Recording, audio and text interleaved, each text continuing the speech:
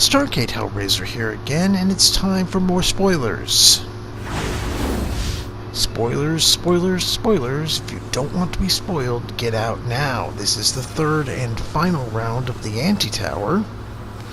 The mandatory MSQ 3.2 dungeon for Final Fantasy XIV with my friend Argus Harbinger and 2 randoms. So now we begin our long walk to the final boss here, and a lot of this is wind-up dolls, Vikings and Maguses on this set. A lot to cover in 3.2. I've already got 6 videos queued up, this being the third one. Looking forward to getting a lot of material on the channel in the next few days. Have to kind of keep it down. It is very late at night here, so hopefully you can hear me just fine. I'll try to make sure the volume gets adjusted if you can't. But for basically a day 1 clear, we're doing fairly decently.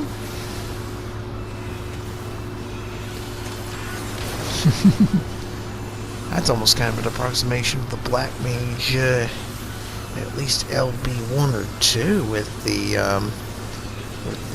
meteorites coming out of the air like that, so they get a turn with that, I guess.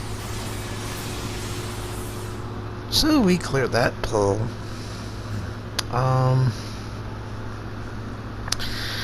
Even though I now, I did not have this as of the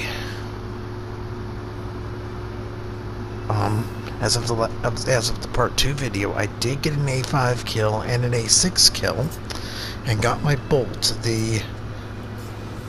I'm going to show you some bosses eventually of A5 and A6 as we now get into the Centaur room here. About 25 minutes into the 90-minute time limit here, but again, even day 1, the time limit's not really giving us an issue at all. Not even a lot of the other stuff. It's more kind of... Now, one thing I have noticed with this is there has been serious problems with congestion in the data centers in the Duty Finder. In fact, several of the servers, including ours this afternoon, I should say yesterday afternoon, Tuesday afternoon, crashed on day 1. So, there's probably going to be several emergency maintenances, and this is probably going to be part of it. Another set of the wind-up dolls here. This is the Magus in front of the Vikings in the back this time. So, anyway, it's a bit of a problem. There is some problem to some of this that has been going on here, and hopefully they can get it straightened out. I had one person ask me, okay, maybe they just need to get more servers, and I said, okay, what's the game going to look like in 6 weeks? Ended that discussion real good and quick. Really what I think just needs to be looked at here is, I'm going to have some real deep spoilerish discussion on the MSQ on the next video I'm doing, which is going to be a major part of the MSQ. And now we get to the final room, which there's going to be a bunch of parts again. It's going to be much like before. There's going to be multiple parts to this final room before the boss opens up. And so the first part is 2 of the wind-up Vikings again, which are basically, warriors, etc. That's not a problem. None of the trash really presents a problem. It's just some of it kind of is a bit new and almost a bit raid-like in some of the difficulty. As you can see here, now we get 2 more Viking. No, a Viking and a Magus and a Magus here. But basically, I'm going to have some real spoilerish discussion here, and I'm not, again, I'm not trying to take anything away. I try to make sure everything's marked as spoilers, so everybody knows what they're getting into. As I say, that's why I wanted to make sure you guys know these videos are spoilers. I mean, this is, and now you got another Viking, another Magus, and 2 Centaurs. I mean, this is not, it's a good endurance test because, especially for us DPS, TP becomes a real issue here down near the end of these last sections here, as you get a whole bunch of different things going on here, and you just hope to beat it all so that you can get to the next part. But this isn't just going to be stuff you're going to be able to just blindly face roll and and I said a couple of minutes earlier, okay, over under on when the casuals get this dungeon nerfed. Yeah, it's the same thing. I do not honestly see a lot of the FFCs, the filthy fucking casuals, being able to clear this. I'm sorry. I like what the monk said, dungeon boss is too easy. Here you go. And it is significantly more difficult, and that's what these people wanted, and it's done. The final thing opens up, and now we can walk around the corner, and Final Fantasy fans will recognize this boss. It's the Nightmare Dolls, Calcabrina, from Final Fantasy IV. 3 blue, 3 red. And in Final Fantasy IV, the mechanic at least was here, is you had to make sure that if you killed the blue one, you had to kill the red one pretty quickly thereafter, or they really started causing trouble.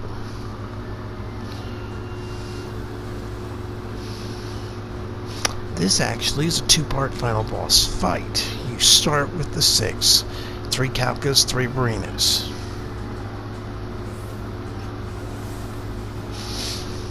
Now, of course, I had a little bit of a revelation, basically. I kind of kept an eye on things and some ear to the ground and knew about the 1 blue, 1 red at a time mechanic.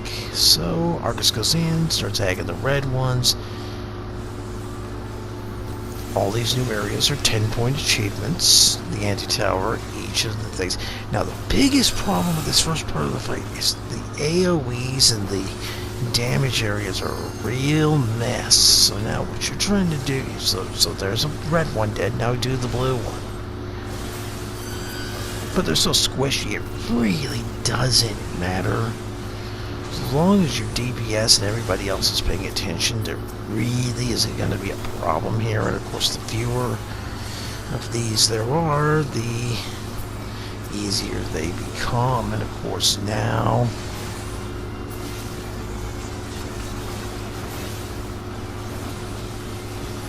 and there you go.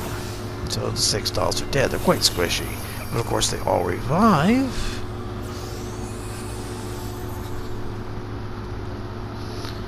And turn into one giant Calcabrina, and here's your final boss. Couple of real creepy mechanics here. First off, you see somebody's marked with a huge thing, so they get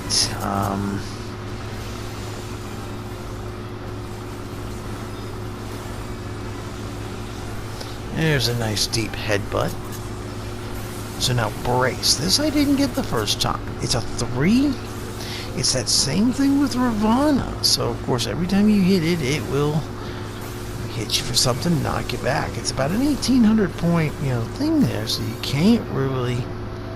Now dolls. This is the main mechanic of the fight. It will turn 2 of you into dolls. 1 Calca and 1 Brina.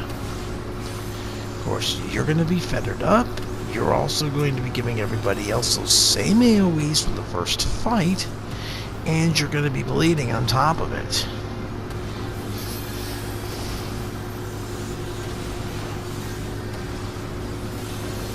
Finally popped out of it.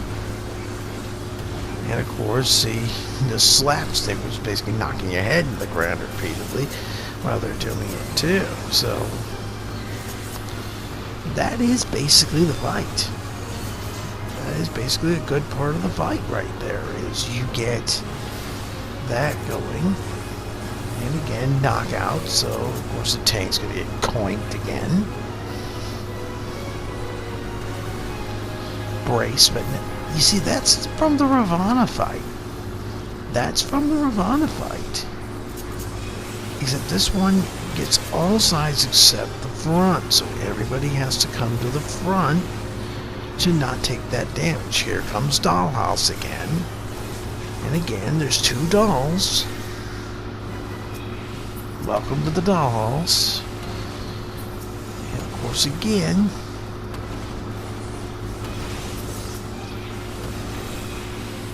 they conking her head into the ground, and you also then have to beat the dolls to release the characters who are trapped. Of course, this continues. Really should see a psychiatrist for that. I know I've had problems with that in the past myself. And of course, now that we've filled our limit break, that takes a good 11%, and we're in good shape for the rest of this fight here.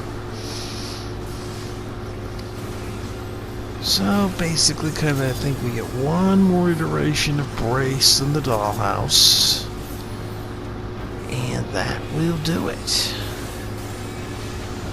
Again, this drops 195, so if you've done any real progress, you're really only doing tomes or secondary jobs here.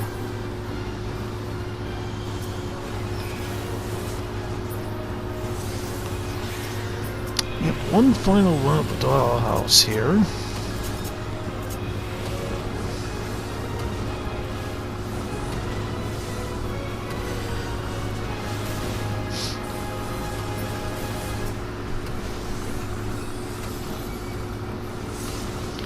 And that'll do it. So there is the anti-tower.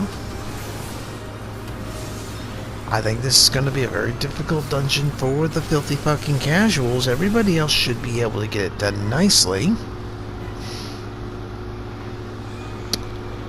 So this is Starcade Hellraiser with more 3.2 commentary. As the Nightmare Dolls finally skitter off. See you soon.